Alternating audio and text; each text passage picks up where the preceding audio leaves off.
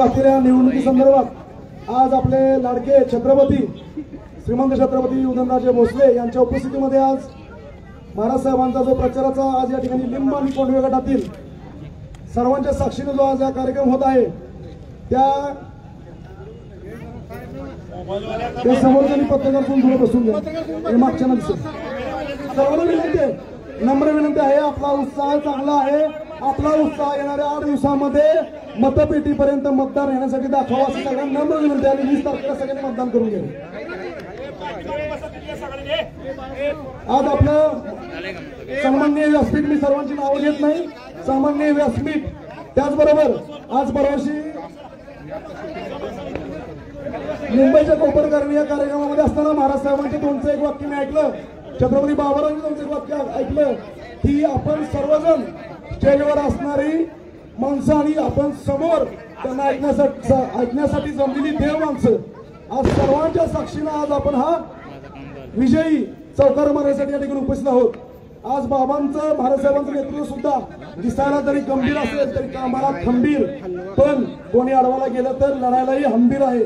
त्याचप्रमाणे आज आपल्याला विकासाच्या मुद्द्याबरोबरच आज आपल्या सातारा चावलीचा शांतता आणि संयम राखण्यास सुद्धा काम हे दोन्ही महाराज साहेबांच्या माध्यमातून झालेलं आहे. आज महाराज साहेबांनी आवडून या ठिकाणी कोंढवे गावात उल्लेख करू इच्छितो. सांसद आदर्श गाव कोंढवे आज खासदार साहेबांच्या माध्यमातून आज आमच्या इथं जवळजवळ 3.5 कोटीची योजना झाली.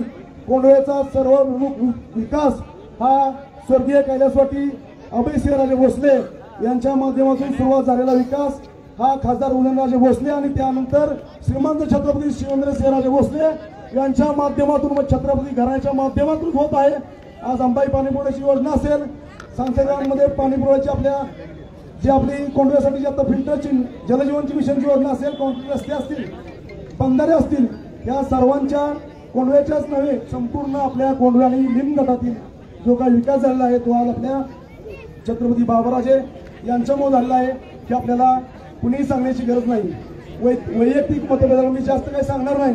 आज दोन्ही महाराजांच्या छत्रपतींचे सर्व मावळे माझ्या माता भगिनी या ठिकाणी सर्व उपस्थित आहेत. आज मत देण्यासाठी सर्वजण लोकसभेला एकत्रित आलो.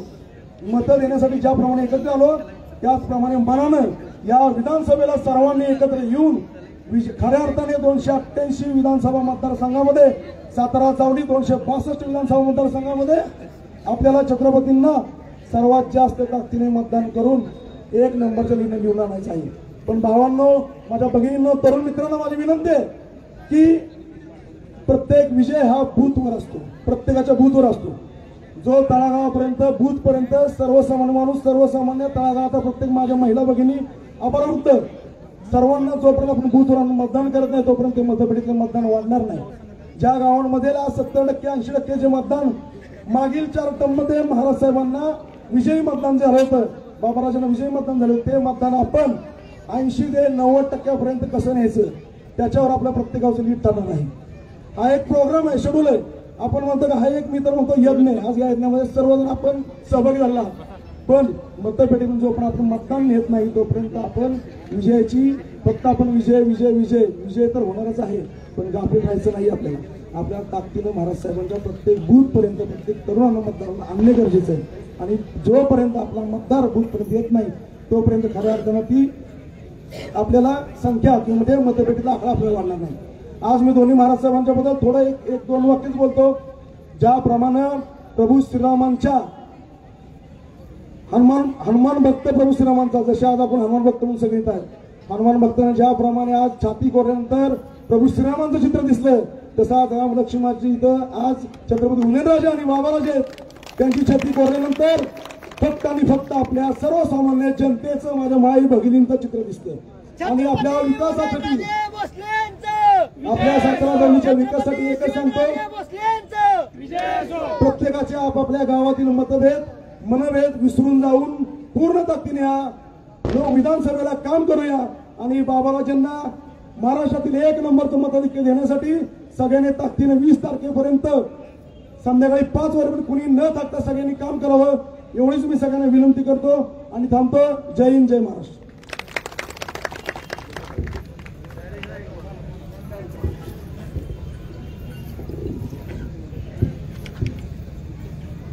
दुधामधली साखर जशी दिसत नाही ती चाखावी लागते, त्याचप्रमाणे दुधामध्ये जशी साखर विरघळते तसं इथे उपस्थित असलेल्या सर्व हजारोंच्या हृदयामध्ये विरघळलेले दोन्ही राजे आज या ठिकाणी आपल्याला दिसत आहेत. खरं तर निवडणुकीचा बिगुल वाजलेला आहे. मी काय फार मोठं भाषण करायला उभा राहिलो नाही. आदर्श आचारसंहितेचं पालन आपण करूयात. मला बाबाराजे दोन मुद्दे सांगायचे आहेत.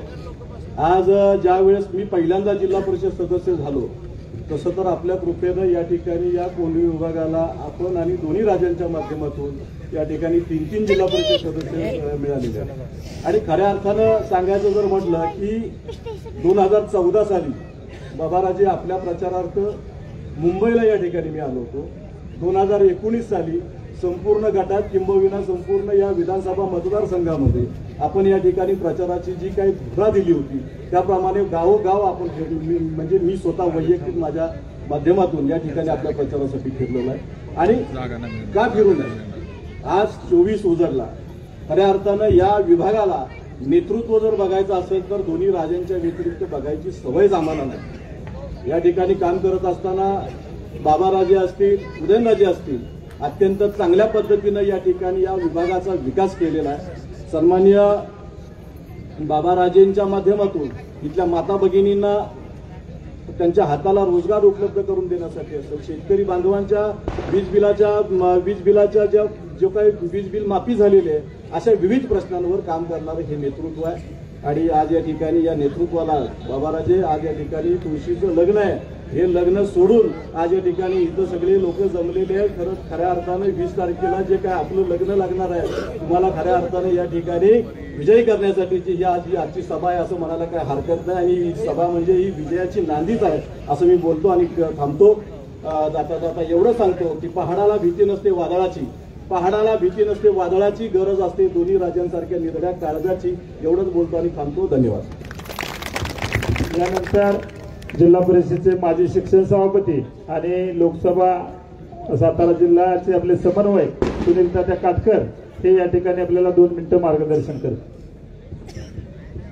सातारा जावली विधानसभेचे आपल्या सर्वांचे उमेदवार आदरणीय श्रीमंत छत्रपती शिवेंद्रसिंहराजे भोसले यांच्या प्रचाराच्या निमित्त उपस्थित असलेले आपल्या सर्वांचं दैवत श्रीमंत छत्रपती उदयन महाराज, व्यासपीठावर उपस्थित असलेले सर्व सन्माननीय व्यासपीठ.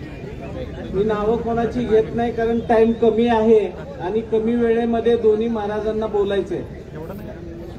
लिंब आणि कोंढवे जिल्हा परिषद मतदारसंघातील सर्व आपण मतदार बंधू भगिनींनो, आज या ठिकाणी खास करून व्यासपीठावर सर्व मान्यवर उपस्थित आहेत लिंब आणि कोंढवे गटातील.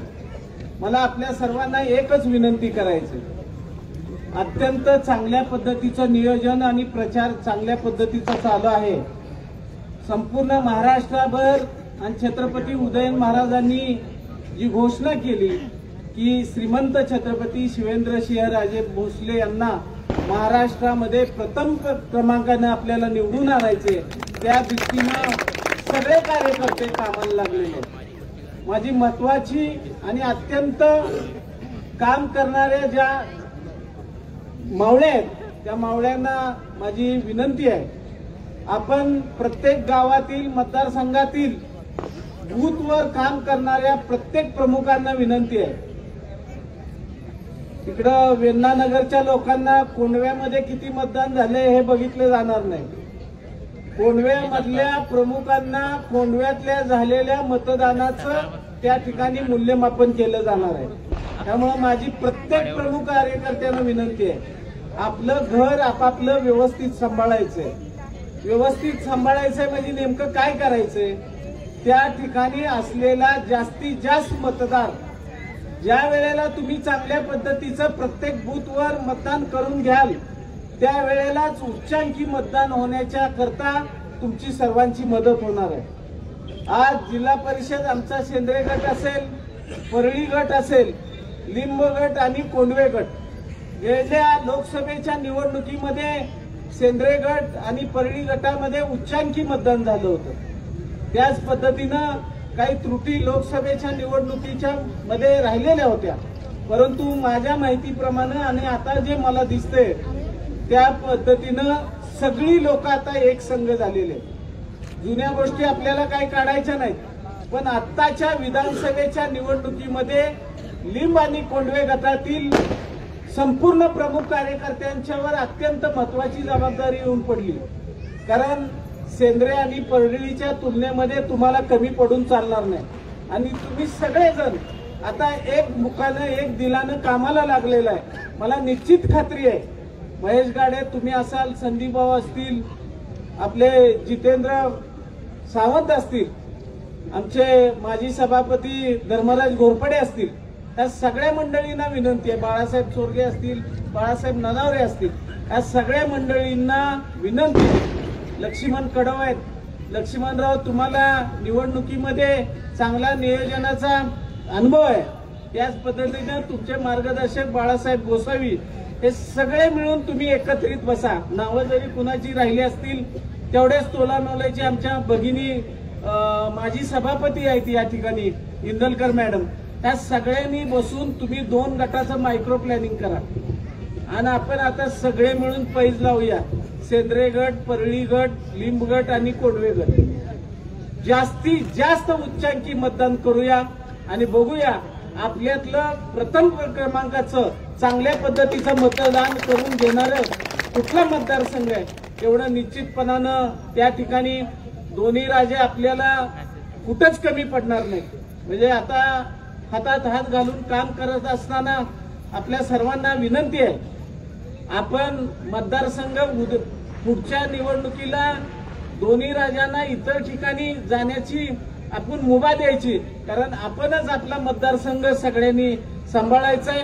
तेवढी कामं, विकास कामं खासदार फंडातून असतील, महाराजांच्या माध्यमातून वेगवेगळ्या योजनेतून असतील, बाबा महाराजांच्या माध्यमातून विकास कामं मला वाटतं कुठली शिल्लक राहिलेली नाही. राहिलेली विकास कामं सुद्धा मार्गी लागतील. तुम्ही सगळेजण बाळासाहेब गोसावी असतील, लक्ष्मण, महेश, तुम्ही सगळ्यांनी बसून चांगल्या पद्धतीचं मायक्रो प्लॅनिंग करा. आमचे कारखान्याचे व्हाईस चेअरमन आमचे मित्र नामदेवराव सावंत आहेत, सगळी मंडळी तुम्ही एकत्रित बसा आणि चांगल्या पद्धतीचं नियोजन करा. मला खात्री आहे की उच्चांकी मतदान लिंब आणि कोंढवे गटातून होईल आणि ते तुम्ही कराल अशा पद्धतीच्या अपेक्षा व्यक्त करतो. आणि पुन्हा एकदा आपण या कमी वेळेमध्ये मोठ्या संख्येनं उपस्थित राहिल्याबद्दल मनापासून धन्यवाद व्यक्त करून मी थांबतो. जय हिंद, जय महाराष्ट्र. यानंतर सातारा जावली विधानसभा मतदारसंघाचे उमेदवार आपले सर्वांचे लाडके नेते माननीय शिवेंद्रसिंह राजे भोसले हे आपल्याला मार्गदर्शन करतील. छत्रपती शिवेंद्रराजे भोसलेंचा हम तुम्हारे साथ हैं, बाबा राजे आगे बढ़ो, हम तुम्हारे साथ हैं. विधानसभा मतदारसंघाच्या निवडणुकीच्या प्रचाराच्या निमित्तानं आज आपला हा मेळावा या ठिकाणी होतोय. कोंढवे आणि लिंब या दोन्ही गटातील प्रमुख कार्यकर्ते, पदाधिकारी, सर्व माझ्या लाडक्या बहिणी आणि उपस्थित सर्वच माझ्या तरुण मित्रांची आज इथं उपस्थिती मोठ्या प्रमाणावर आहे. सगळ्यांचं मी मनापासून स्वागत करतो.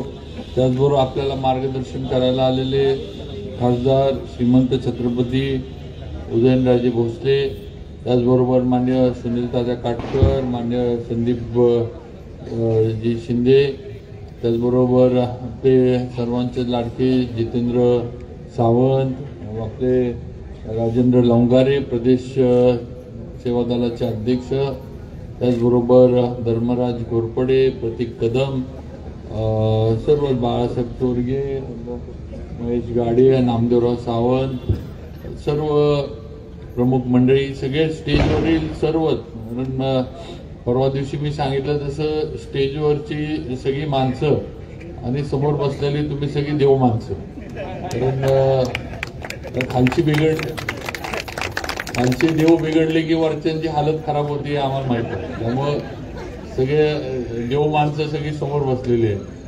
मग सगळ्यांचं आता काय वेळ बराच झालाय त्यामुळं नावं घेत नाही, पण स्टेजवरचे सगळे सन्मान्य सर्व पदाधिकारी, बंधू भगिनी आणि तरुण मित्रांनो, म्हणजे आज आपण विधानसभेसाठी इथं एकत्र सगळेजण जमलोय. आपले तालुका अध्यक्ष मान्य महेश गाडेंनी प्रास्ताविक केलं आणि त्यांनी एक सगळ्यांकडनं एक अपेक्षा व्यक्त केली की आपल्या या विभागातलं जास्तीत जास्त मतदान हे भारतीय जनता पार्टी महायुतीचा उमेदवार म्हणून मला व्हावं. आणि तात्यांनी पण तेच आपल्याला सगळ्यांनी सांगितलं की सगळ्यांनी बसून नियोजन करा, कडव साहेब वगैरे सगळ्यांनी बसून योग्य नियोजन करा. मला आपल्याला एवढंच विचारायचं की एक आमदार म्हणून किंवा एक लोकप्रतिनिधी म्हणून, मग खासदार असेल, आमदार असेल किंवा अगदी जिल्हा परिषद पंचायत समिती सदस्यापर्यंत आपण बघतो की आपली अपेक्षा काय असती की काम चांगलं असावं. दुसरं म्हणजे आमच्या गावचा रस्ता, मेन रोड जो असेल, गाव अप्रोच रोड असेल, हा चांगला डांबरीकरण किंवा कॉन्क्रीटचा असावा. आमच्या गावामध्ये पिण्याच्या पाण्याची व्यवस्था असावी, पाणी कमी पडू नये. एखादं समाज मंदिर असावं, जिथं मागासवर्गीय समाजाच्या वस्त्या आहेत तिथं एखादं समाज मंदिर अंतर्गत कॉन्क्रिटीकरण, आरोग्याच्या सेवा, मग प्राथमिक आरोग्य केंद्र असेल किंवा एखाद्या नदीवर पूल असावा की ज्याच्यावरनं आपण ये जा करू शकतो. आणि आपण सगळे शेतकरी आहोत, त्यामुळं शेतीमालाला योग्य किंमत आणि योग्य पद्धतीनं शेतीमालाचं जे काही असेल, मग आपल्याकडं ऊसाची शेती ही मोठ्या प्रमाणावर या दोन्ही जिल्हा परिषद गटामध्ये होती आणि त्याला योग्य पद्धतीनं दर, योग्य पद्धतीनं वेळच्या वेळी शेतीमाल जो आहे, ऊस आहे, तो जावा. मला आपल्याला एवढंच विचारायचं की या सगळ्या गोष्टींमध्ये आज आमदार म्हणून मी गेले 5 वर्ष, त्याच्या आधी सुद्धा आपल्या सर्वांच्याच आशीर्वादानं, सर्वांच्या सहकार्यानं, माझ्या तरुण मित्रांच्या ताकदीमुळं मी आमदार म्हणून काम करतोय. आणि या 5 वर्षामध्ये, मागच्या 5 वर्षामध्ये किंवा अगदी त्याच्या आधीच्या 5 वर्षामध्ये आपण कधी या विषयांमध्ये ज्या ज्या अपेक्षा एक लोकप्रतिनिधीकडनं असतात, यात कधी मी कमी पडलो आपण विचार करून सांगा.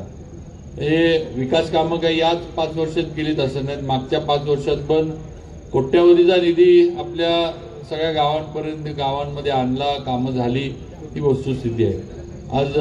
आज सुद्धा या 5 वर्षामध्ये आपण बघताय की आपलं सुरुवातीला सरकार नव्हतं. भारतीय जनता पार्टीचा आमदार म्हणून मी आणि भारतीय जनता पार्टी महाराष्ट्र राज्यातली विरोधी पक्षात बसली होती. उद्धव ठाकरे साहेबांचं सरकार होतं, आम्ही सर्वजण विरोधी पक्षात होतो. पण असं असताना सुद्धा आपल्या तालुक्यामध्ये पहिल्या दिवसापासून विकास कामं सुरू झालेली आपल्याला बघायला मिळाली. आज बाकीच्या जलजीवनच्या योजना आपल्या इथं लाखो कोट्यावधी रुपयाच्या झाल्या. आज जिथं पूल नव्हते तिथं पूल झाले. आज जे रस्ते यापूर्वी 30-40 वर्षापूर्वी नव्हतेच असे रस्ते झाले. आज सातारा महाबळेश्वर एवढा मोठा, प्रशस्त आणि सुंदर रस्ता हा आज आपण पूर्ण करून दाखवला. आज अजिंक्यतारा कारखान्याच्या माध्यमातून उसाला आणि शेतकऱ्याला योग्य न्याय देण्याचं काम हे गेले 10-15 वर्ष चालू आहे, हे आपण सगळेजण बघताय. महाराष्ट्रातला एकमेव कारखाना आहे की जो 10व्या दिवशी शेतकऱ्यांच्या खात्यामध्ये पैसे जमा करतो. एकमेव कारखाना. आपल्यापेक्षा मोठे कारखाने आणि पैशानं स्ट्रॉंग, ज्याला आपण ताकदीचे म्हणतो, असे अनेक कारखाने आहेत. पण अजिंक्यतारा एकमेव कारखाना आहे जो योग्य नियोजनामुळे 10व्या दिवशी, कायद्यात म्हटलंय 15व्या दिवशी द्यावं, पण अजिंक्यतारा 10व्या दिवशी शेतकऱ्याच्या खात्यामध्ये पैसे जमा करतो. ही वस्तुस्थिती आहे, हे सत्य आहे. आणि म्हणून सगळ्या बाजूनं आज आमदार म्हणून मला जेवढं काही माझ्या मतदारसंघासाठी, माझ्या शेतकऱ्यांसाठी करता आलं तेवढं मी करत आलोय. पुढे सुद्धा 5 वर्ष करत राहीन. आता या उलट जे समोरचे जे कोणी उमेदवार आहेत त्यांच्याकडनं आपल्याला या सगळ्या गोष्टीतलं काय मिळालं हे तुमच्यातल्या कोणी पण एकानं उभा राहून सांगावं. म्हणजे तुमच्या गावामध्ये गेल्या 5 वर्षामध्ये या उमेदवारांच्या माध्यमातून हे राष्ट्रवादीत होते, सत्तेमध्ये होते. यांचा राष्ट्रवादी पक्ष उद्धव ठाकरे साहेब असताना पण सत्तेमध्ये होता आणि एकनाथ शिंदे साहेब मुख्यमंत्री झाल्यावर भाजपचं सरकार आल्यानंतर पण अजितदादांच्या माध्यमातून राष्ट्रवादी पक्ष परत सत्तेमध्ये होता. त्यामुळे सलग 5 वर्ष या उमेदवारांना सत्तेमध्ये राहण्याची संधी मिळाली होती. पण या संपूर्ण कोंडवे गटामध्ये 1 रुपयाचं काम आलेलं तुम्ही मला दाखवून द्या. 1 रुपयाचं. कुणाला स्वतःच्या गावामधलं आठवत असेल तर तुम्ही कुणीही मला सांगा की आमच्या गावामध्ये काम आलं. त्यामुळे एवढे कर्तव्य शून्य म्हणजे कामाची इच्छाशक्ती नसणारे आज समोर आपल्या उमेदवार आहेत. आणि मग आपण मतदार म्हणून कुणाच्या मागे जायचं, कुणाला आपलं बहुमत असं मत द्यायचं, हा निर्णय आता मतदार म्हणून तुम्ही करणं गरजेचं आहे असं मला तरी वाटतं. आणि म्हणून आपण सगळ्यांनी येत्या 20 तारखेला माझी आपल्याला विनंती आहे की आपलं बहुमोल असं मतदान हे काम करणाऱ्याला द्या. ज्यानं काम केलंय त्याच्या मागे उभं राहा. ज्यानं या मतदारसंघासाठी, या तालुक्यासाठी ज्या उमेदवारानं वेळ दिलाय, 5 वर्ष चांगल्या वाईट, लग्न, वाढदिवस, कुठं काही दुःखद घटना घडली, प्रत्येक ठिकाणी जो उमेदवार म्हणून तुमच्याबरोबर उभा राहिलाय, तुमच्या बरोबर या तालुक्याच्या प्रश्नामध्ये जो उभा होता त्याच्याबरोबर आपण उभं राहिलं पाहिजे असं मला वाटतं. म्हणून मी आमदार म्हणून 5 वर्षामध्ये सलग मी माझ्या एकतर मतदारसंघामध्ये मी कधीही मतदारसंघात दिसत नाही किंवा भेटत नाही असं कधी झालेलं नाही. आज कामं रोजच्या रोज जी असतात ती माझ्या इथे येणारी कामं मी मार्गी लावत असतो. आज रस्ते, कॉन्क्रीटचे रस्ते, पुलांसाठी कोट्यावधीचा निधी 2 वर्षामध्ये, सत्ता आल्यापासून 2 वर्षामध्ये कोट्यावधीचा निधी आपल्या या कोंडवे गटामध्ये आणि पलीकडं लिंब गटामध्ये सुद्धा आणलाय. आज आपल्या इथल्या छोट्या छोट्या वाड्या आहेत, सगळ्या वाड्यांचे रस्ते आता कॉन्क्रीटचे व्हायला लागले. ते तुम्ही जाऊन बघू शकता. तुम्हाला जर वाटत असलं मी खोटं बोलतोय तर त्या वाड्यांमध्ये जाऊन तुम्ही बघू शकता. आज बेबलेवाडी असेल, इंगळेवाडी असेल, तुमचं ज्योतिबाची वाडी असेल, कुठलं तुम्ही नाव घ्या, त्या गोगावली वाडी असेल, नाव घ्या, त्या गावात जावा. रस्ते नीट झालेत, पाणी पुरवठ्याच्या योजना झाल्यात, मंदिरं बांधून झालीत, मंदिराला निधी आपण दिलाय. प्रत्येक गावाला ऊसाच्या बाबतीमध्ये कारखान्याकडनं योग्य प्रमाणामध्ये यंत्रणा टोळ्या मिळत असतात. वेळच्या वेळी ऊस आपण प्रत्येक गावातला उचलत असतो. ही वस्तुस्थिती आहे, हे मी तुम्हाला सांगतोय. आणि म्हणून माझी आपल्याला विनंती आहे की शेवटी आज आपल्यासाठी सगळ्या बाजूनं आपला विकास कसा होईल, सगळ्या बाजूनं आपल्याला मदत कशी होईल हा प्रयत्न आज आमदार म्हणून मी करत आलोय. आता आपली सगळ्यांची एक कर्तव्याच्या ह्याच्यातनं शेवटी काम केलंय म्हणून आज उभा राहून बोलतोय. आणि एवढं ठामपणे, छाती ठोकपणे मी बोलू शकतो ही वस्तुस्थिती आहे, कारण काम करून दाखवलंय. नुसतं बोललोय आणि हवेत नुसतं माझे गेलेत असं नाही. आज कामं करून दाखवली. आज आपला नेले गिडगाव रस्ता धावडशी अकल्यापर्यंत आता कॉन्क्रीटच्या रस्त्याचं काम सुरू झालंय. कॉन्क्रीटच्या वेळेकामती रस्त्याचं सुद्धा आता कनेरपासून परत वेळेकामतीपर्यंत आता संपूर्ण रस्ता रुंदीकरणासकट त्याचं काम आता सुरू झालेलं आहे. त्यामुळं कुठलीही कामं या अंतर्गत बघा कुठली, कारण शेवटी आपल्याला सगळ्यात महत्वाचा काय विषय काय असतो की रस्ता, पाणी आणि आरोग्याच्या सेवा. त्यामुळे या ह्याच्यामध्ये रस्ता आणि पाणी. आज ज्योतिबाची वाडी तसं बघितलं तर पहिल्यापासून टँकर कुठं लागायचा पहिला तर ज्योतिबाची वाडी आणि आसनगाव, दोन्ही गावं सातारा तालुक्यातली टँकर मुक्त झाली. आज त्यांना टँकरची मागणी गेल्या 4-5 वर्षामध्ये कधी त्यांना लागली नाही, ही वस्तुस्थिती आहे. आणि म्हणून माझी आपल्याला विनंती आहे की एवढं काम आपण उभं केलंय. आज कामाच्या जोरावर मी तुमच्या पुढे येऊन तुमचं मतदान मागतोय. माझी आपल्याला विनंती आहे की आपलं बहुमोल असं मतदान हे येणाऱ्या 20 तारखेला भारतीय जनता पार्टी महायुतीचा उमेदवार म्हणून कमळाच्या समोरचं बटन दाबून आपण मला द्यावं. आणि परत एकदा या सातारा जावळी विधानसभा मतदारसंघाची आमदार म्हणून काम करण्याची संधी ही आपल्या माध्यमातून मला मिळावी, ही माझी आपल्याला अगदी नम्रपणाची विनंती आहे.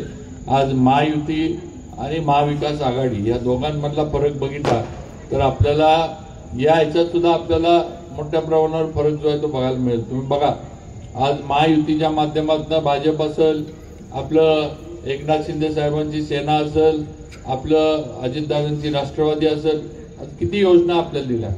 आज लाडकी बहीण योजना ही मध्य प्रदेश नंतर पहिल्यांदा महाराष्ट्रात झाली. आज काँग्रेसची सरकार शेजारी आहेत, कर्नाटक आहे, तेलंगणा आहे, तिथं कुठल्याही बहिणींना अशा पद्धतीनं लाभ दिला जात नाही. सगळा बोगसपणा त्यांचा तिथं चालू आहे, ही वस्तुस्थिती आहे. आज आपल्याला केंद्रातनं शेतकरी सन्मान योजनेतनं केंद्रातनं आपल्याला शेतकऱ्यांना पैसे येतात मोदींचे. आज धान्य आपल्याला मोफत केंद्र सरकारच्या माध्यमातून दिलं जातंय.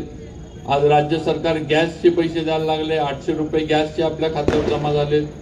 आज 7.5 HP पर्यंतची लाईट बिल थकबाकी सकट आपली माफ झाली. जो निर्णय देवेंद्र फडणवीसांनी जाहीर केला तो त्यांनी अंमलात आणून दाखवला. आज 0 रुपयाचं बिल आपल्या हातामध्ये त्यांनी दिले, 0 रुपयाचं. आणि नुसतं 1-2 महिन्याचं नाही तर मागची सगळी थकबाकी त्यांनी माफ करून आपल्या हातामध्ये शेतकऱ्यांच्या ही बिलं दिली, ती वस्तुस्थिती आहे. आणि म्हणून आज आज महात्मा फुले जन आरोग्य योजनेत 5 लाखापर्यंतची आपली ट्रीटमेंट ही सरकारच्या माध्यमातून मोफत होती. 5 लाखापर्यंतची ट्रीटमेंट ही सरकारच्या माध्यमातून मोफत होती आहे, हे आपण कुठेतरी विचारात घेतलं पाहिजे. त्यामुळं महाविकास आघाडी होती सत्तेमध्ये, 3 वर्ष महाविकास आघाडीची सत्ता होती. कुठली योजना आपल्याला दिली महाविकास आघाडीने? काय आपल्याला लाभ त्यांच्या माध्यमातून मिळाला? तुम्हाला आठवत असेल तर मला सांगा. 1 रुपयाचं तरी थेट खात्यामध्ये आपल्या काय आलं का? 3 वर्षाच्या कालावधीमध्ये काही आलं नाही. भाजप आणि महायुतीनं हे करून दाखवलं, ही वस्तुस्थिती आहे. आज 1500 रुपये आपल्याला लाडक्या बहीण योजनेचे मिळतात. परवाच भारतीय जनता पार्टीनं आपला जाहीरनामा प्रसिद्ध केला आणि त्याच्यात त्यांनी स्पष्ट केलेलं आहे की लाडकी बहीण योजनेला आता इथून पुढे आम्ही 2100 रुपये देणार. ह्याचा विचार आपण केला पाहिजे. वर्षाला साधारण 25,500 रुपये लाडकी बहीण योजनेतनं आपल्या भगिनींना बहिणींना मिळणार आहेत. मला सांगा, घरामध्ये तिघीजणी जर पात्र लाभार्थी असल्या तर किती पैसा झाला घरामध्ये? विचार करा. घरचं भागायला जर तुम्हाला सरकार तुम्हाला दुसरीकडे कुठं जायची काही गरज पण कोणाला मागायची पण काही गरज लागणार आहे. थेट तुमच्या खात्यामध्ये हे पैसे डायरेक्ट तुमच्या अकाउंटला जमा होणार आहेत. कुणाला सांगायचं विचारायचं काय करायचं एवढं आज राज्य सरकारकडनं आपल्याला देवेंद्रजी फडणवीस वगैरे यांच्या माध्यमातून हे निर्णय केले गेले, हे चालू झाले. हे नुसतं घोषणा आहे असं नाही, तर हे निर्णय अंमलात आले, ते आपण लक्षात ठेवा. मग जे आपल्याला देतात त्यांना आता मत देण्याची वेळ आलेली आहे, हे आपण सगळ्यांनी मतदार बंधू भगिनींनी लक्षात ठेवलं पाहिजे.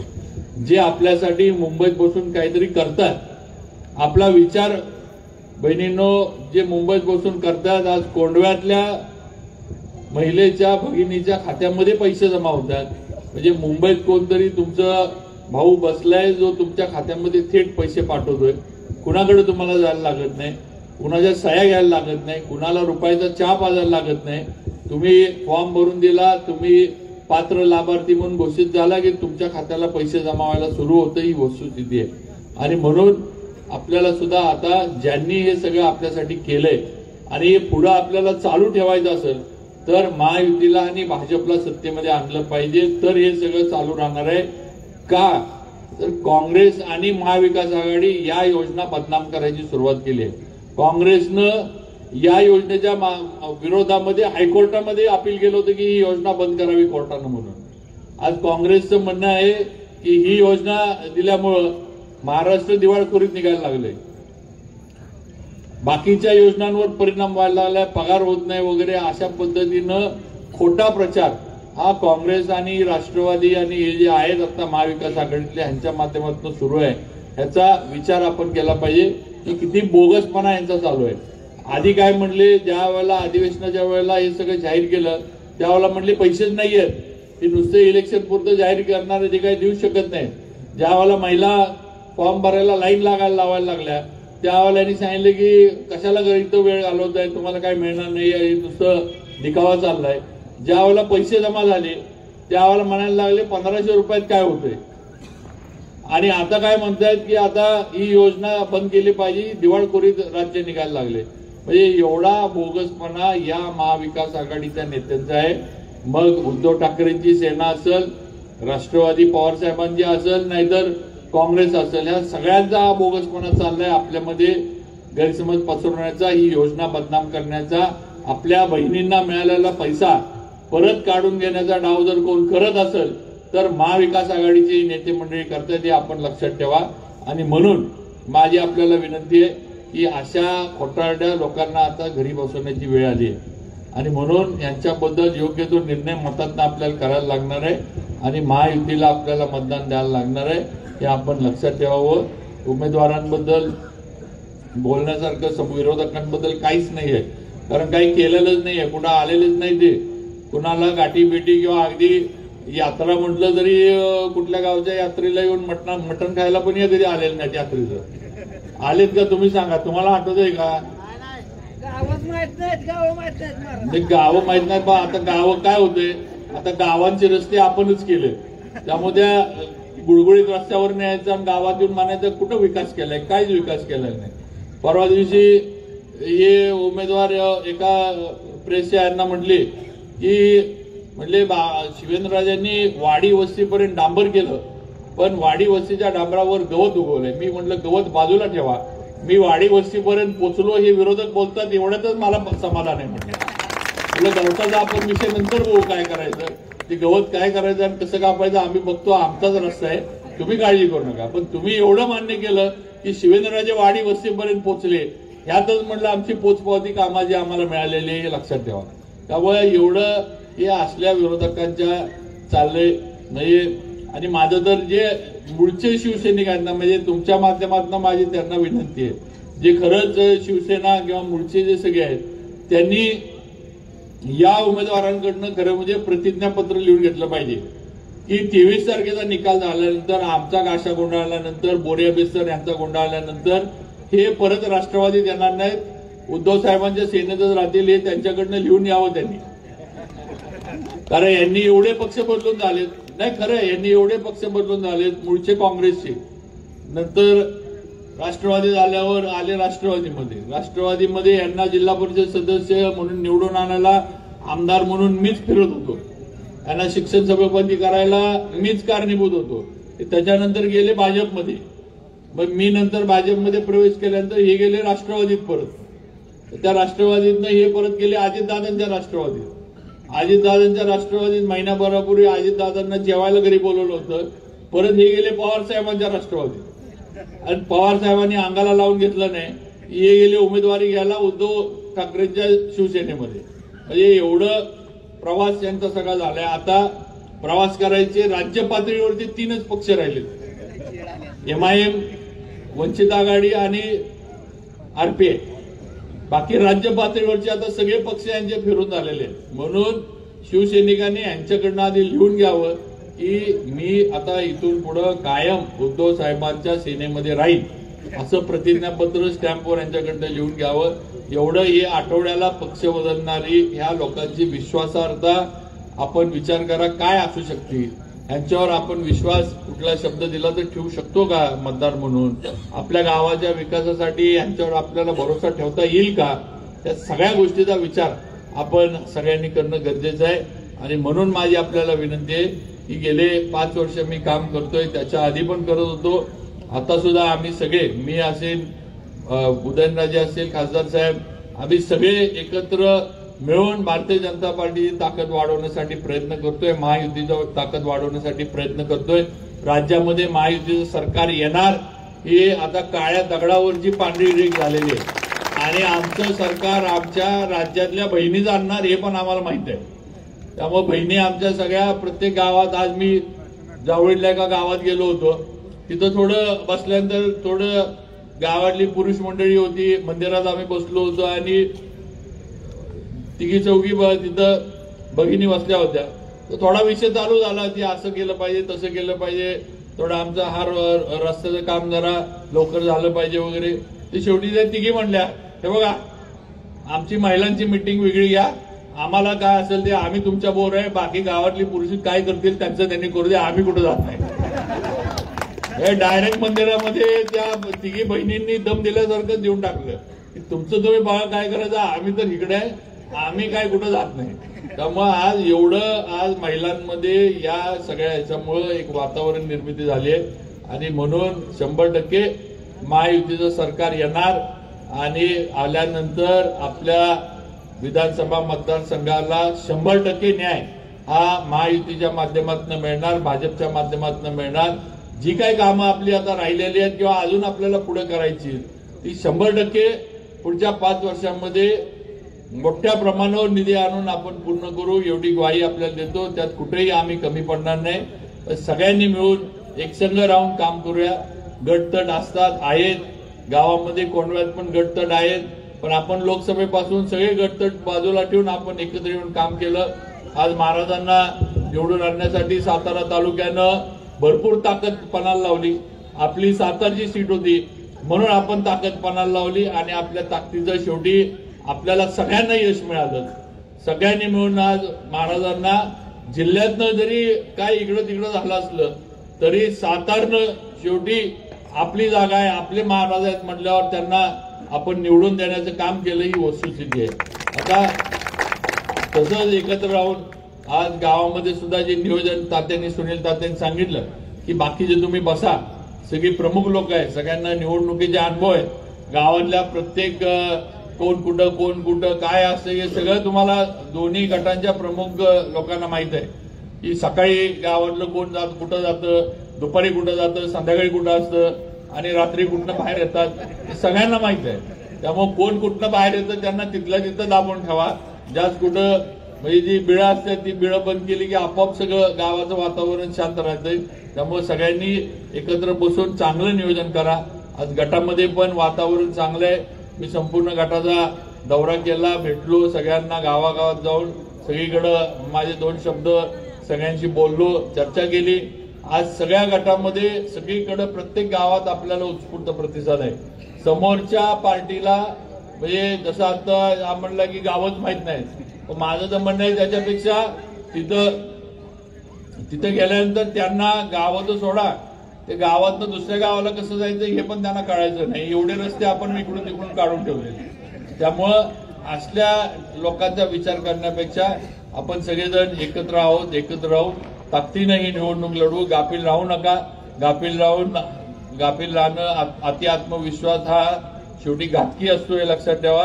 त्यामुळं कुणी कुठं जरी आपल्याला वाटलं किंवा कोण इकडं तिकडं करतोय, नाराज आहे, काय आहे, तर त्याला तिथल्या तिथं काय असेल ते त्याचा विषय थांबवला पाहिजे, त्याचा विषय तिथल्या तिथं त्याचं समाधान केलं पाहिजे. अशा पद्धतीनं नियोजन आपल्या सर्वांच्या माध्यमातून व्हावं अशी एक अपेक्षा व्यक्त करतो. परत आपल्याला विनंती करतो की 20 तारखेला मतदान आहे आणि माझं चिन्ह कमळ आहे. कमळाच्या समोरचं बटन दाबून आपलं बहुमोल असं मतदान मला द्यावं ही विनंती करतो आणि माझे 2 शब्द थांबवतो. जय हिंद, जय महाराष्ट्र. यानंतर आपल्या सर्वांचे लाडके आणि युवकांचे आयडॉल माननीय खासदार श्रीमंत छत्रपती उदयनराजे भोसले हे या ठिकाणी आपल्याला मार्गदर्शन करतात.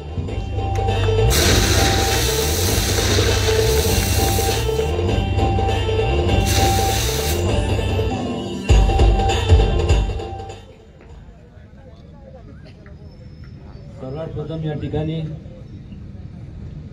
व्यक्तिशः माझ्या वतीने व्यासपीठावरती उपस्थित असणारे आजचे सत्कार मूर्ती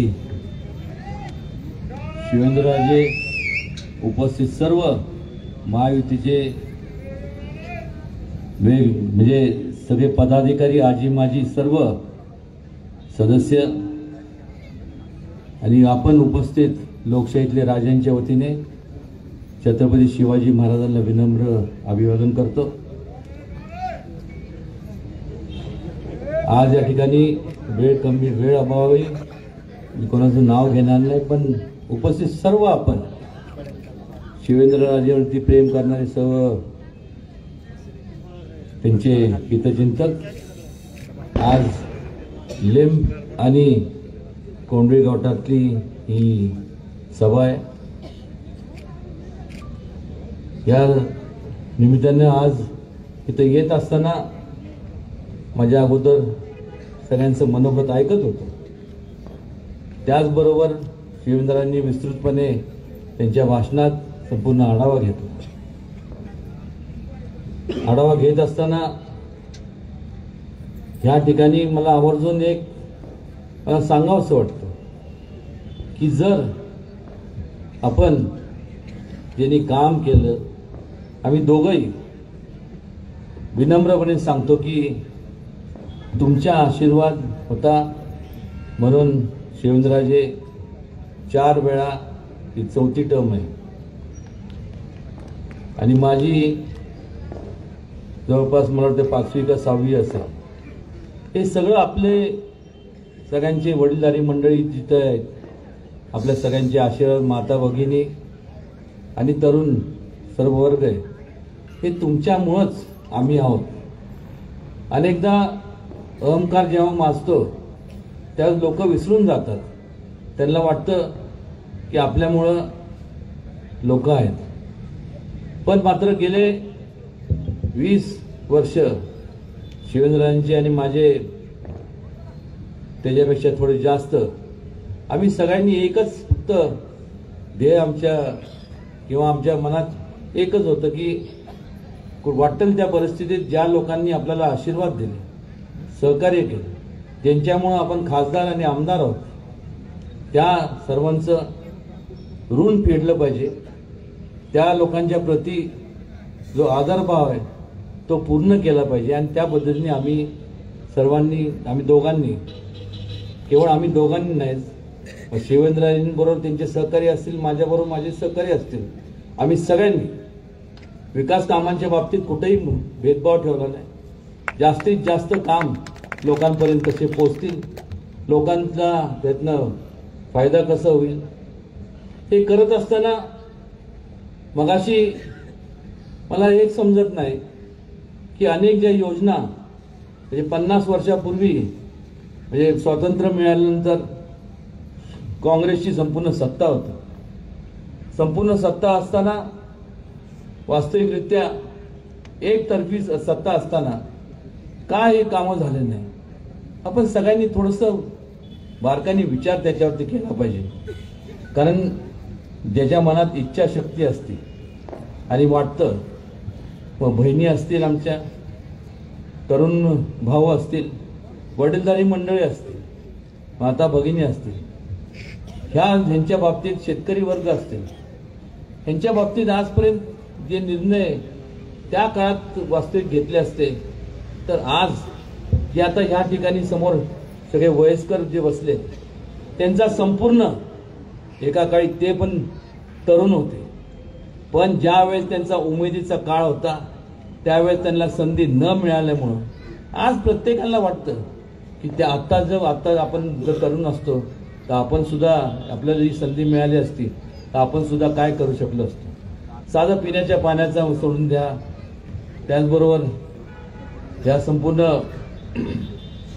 शेतीच्या पाण्याचा प्रश्न, हे सुद्धा त्यांना मार्गी लावला आलं नाही. आज मला सांगा की प्रत्येकाला वाटतं की आपल्या कुटुंबातले संपूर्ण जे तरुण आहेत हे मोठे व्हावेत आणि कुठल्या तरी मोठ्या पदावर जा. आपल्या प्रत्येकाला वाटतं की आपल्या जे कौटुंबिकची अर्थव्यवस्था आहे ती उंचवली गेली पाहिजे. आणि हे करत असताना ह्या संपूर्ण ह्याच्या अगोदर काँग्रेस आणि सरकार होतं त्यावेळेस का झालं नाही याचा विचार आपण सगळ्यांनी केला पाहिजे. आज मोदीजींच्या मार्गदर्शनाखाली आणि त्याचबरोबर मग महायुतीचे, मग देवेंद्रजी असतील, एकनाथ शिंदेजी असतील, अजितदादा असतील, या सर्व आणि मित्रपक्ष जे आहेत, RPI, हे सगळे जे घटक आहेत, ह्या सगळ्यांच्या माध्यमातून आज मोठ्या प्रमाणावरती सगळ्यांचं बारकावे, सगळे प्रत्येकाला कुठेही कमतरता पाडू नये आणि कुठंतरी त्या सगळ्यांचं म्हणजे तुमच्या कुटुंबातले जे तरुण आहेत त्यांना शिक्षणाकरता सुद्धा त्या अगोदर कुठं जावं लागलं. आता इथं विदाउट गॅरंटी आज पैसे मिळतात. आज तरुण मोठे कधी होणार? शिकले तर मोठे होणार, शिकले तर त्यांची बौद्धिक संपूर्ण व्यापकता ह्याच्यात वाढ होणार आणि तरच मोठे होणार. ते मोठे झाले म्हणजे आज जरी तरुण असले तर उद्या या देशाचा भविष्यकाळ ही लोक आहेत. आणि हे करत असताना मला समजत नाही, काल अमोल कोल्हे म्हणजे माणसाने थट्टा किती करावी, एक तर स्वतः काय करायचं नाही आणि त्या ठिकाणी पुसे सावळीला सभा झाली आणि त्यात काय म्हणाले, महायुतीला पडली कडकी म्हणून आणली युतीने योजना बहीण लाडकी.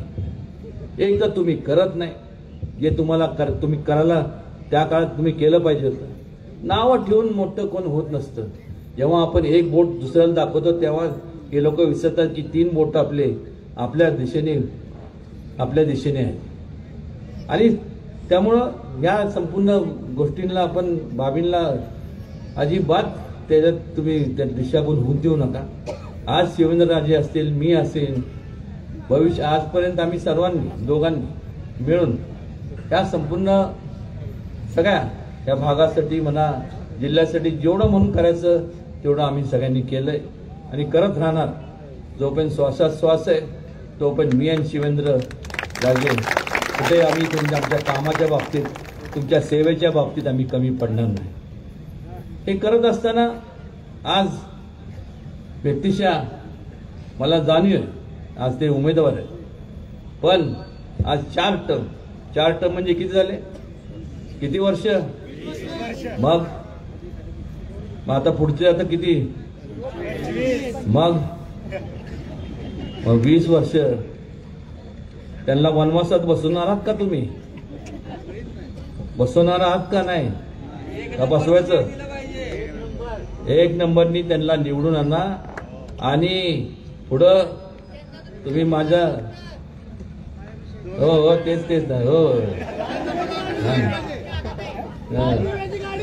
आणि तुम्हाला सांगतो का नाही मला सांगा, एवढा होतकरू आहे आणि प्रेमळ माझा भाऊ आहे. ठीक आहे, वादावाद येणार दे आणि आहेच, पण ह्याला नाही घेणार तर कोणाला घेणार. मग ती जबाबदारी माझी लागली आणि तुम्ही फक्त एवढंच करा जेणेकरून आता फक्त आमदार असताना एवढं कामं केले, उद्या मंत्रीपद आल्यानंतर मला सांगा ना. हा माझा बोझ हलका करतोय. एकदा मंत्री झाले तर निवांत झालं. यांच्यावर सगळ्यात शिवेंद्र घ्या, हे करा ते करा, हे करा ते करा. आणि खऱ्या अर्थाने आता समोर कोण आहे त्यांच्याबद्दल वाच्यता करण्यापेक्षा आज मला सांगा ना, ज्या वेळेस आपण निवडणुकीला उभं राहतो त्यावेळेस आपण विचार केला पाहिजे की आपण आता कुठल्या निवडणुकीला उभं राहतो. खासदारकी असेल, आमदारकी असेल, जरूर लोकशाही आहे. लोकशाहीमध्ये लोकशाहीतले तुम्ही सर्वजण आज लोकशाहीतले राजे आहात. तुम्हाला सगळ्यांना अधिकार आहे, पण अधिकार केव्हा, तुम्ही काहीतरी कार्य तुम्ही करून दाखवलं पाहिजे ना. मग ते कोणतरी म्हणेल की आमच्याकडे काय हे नव्हत्या, पण नव्हत्या तर नव्हत्या. मी म्हणतो निदान लोकांचा संपर्क जरी तुम्ही लोकांबरोबर संपर्क जरी साधला असता तर आपण मान्य केलं असतं की बाबा यांना आपण कुठेतरी आपण यांचा विचार व्हावा. संपर्क नाही, काय नाही. आणि एका बाजूला आपले सध्याचे आमदार आणि उद्याचे भावी आमदार आणि मंत्री आज या ठिकाणी कधी कधी मी विचार करतो की शिवेंद्रराजे झोपतात कधी हे विचार करतो. बघल तेव्हा सारखी गाडी सुई सुई सुई सुई सुई सुई. एकदा पाठलाग केला, बघितलं ह्या गावात, तिकडे गेलं इकडे गावात. त्याला वाटलं मी पाठलाग करतो, पाठलाग नाही बघत होतो. काळजी आहे शेवटी, किती केलं तरी थोरला भाऊ आहे. पाठलागन करणं माझं कर्तव्य आणि ते करत राहणार. असंच तुम्ही सगळ्यांनी शिवेंद्रराजेंचं मोठ्या प्रमाणावरती पाठराखण करा. आणि निश्चितपणे तुम्हाला सांगतो कुठलाही तुमचा विश्वासाला तडा आमच्या दोघांच्या माध्यमातून कधी जाऊन देणार नाही. आमची काही अपेक्षा नाही दोघांची. फक्त एवढंच आहे की ज्या घराण्यात आम्ही दोघं जन्माला आलो त्या घराण्याची परंपरा फार मोठी. त्या घराण्याचा वारसा सांगत असताना आम्ही दोघंही आम्हाला भान आहे की त्या घराण्याचा वसा पुढं घेऊन जात असताना लोकांची फक्त एकच विचार की लोकांची जास्तीत जास्त सोडवणूक त्यांच्या अडचणीतनं झाली पाहिजे. जास्तीत जास्त त्यांना सुविधा मिळाल्या पाहिजे. जास्तीत जास्त प्रत्येक कुटुंब जे आजपर्यंत दुर्लक्षित होते काँग्रेसच्या काळामध्ये, ह्या संपूर्ण कुटुंबांना वर आणलं पाहिजे. जी छत्रपती शिवाजी महाराजांनी त्यावेळेसची जी शिकवण घालून दिली त्या शिकवणीवरती आम्ही दोघं वाटचाल करत आहोत. मधल्या काळात एकच सांगतो, वैचारिक मतभेद असू शकतात किरकोळ याच्यावरून, पण आज प्रगतीपथावर जात असताना हे किरकोळ गाव पातळीवरचे हेवे दावे आपण सगळ्यांनी बाजूला ठेवणं गरजेचं आहे. आम्ही आमच्या सोयीप्रमाणे सोयीसाठी बोलत नाही, पण कुठेतरी आपण विचार केला पाहिजे की जर आपण चुकीचा निर्णय घेतला तर 5 वर्ष हा काय थोडा कालावधी नाहीये. 5 वर्षामध्ये होत्याचं नव्हतं होतं आणि मला खात्री आहे आजची संपूर्ण लोकसंख्या पाहून मला खात्री आहे की जास्तीत जास्त उच्चांकी मताने शिवेंद्रराजे ऑलरेडी निवडून आल्याच जमा आहे.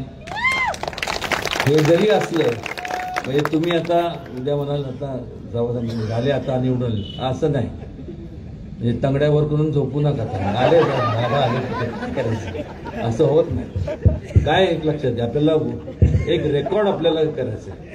आज प्रत्येक संपूर्ण महाराष्ट्रावर संपूर्ण ज्या ज्या ठिकाणी मी गेलो, ज्या ज्या ठिकाणी वेगवेगळ्या या जिल्ह्यातल्या सुद्धा जिल्ह्याची परिस्थिती अत्यंत चांगली आहे. काल पुण्याच्या सभेला होतं, मोदीजींच्या बरोबर चर्चा झाली आणि निश्चितपणे आपल्याला सांगतो, पुणे जिल्हा असू दे, सोलापूर असू दे, प्रत्येक जिल्ह्यात परिस्थिती अशीच आहे जशी सातारची आहे तशीच, की जास्तीत जास्त संपूर्ण महायुतीचे लोक उमेदवार निवडून येणार आणि आपण त्यांच्या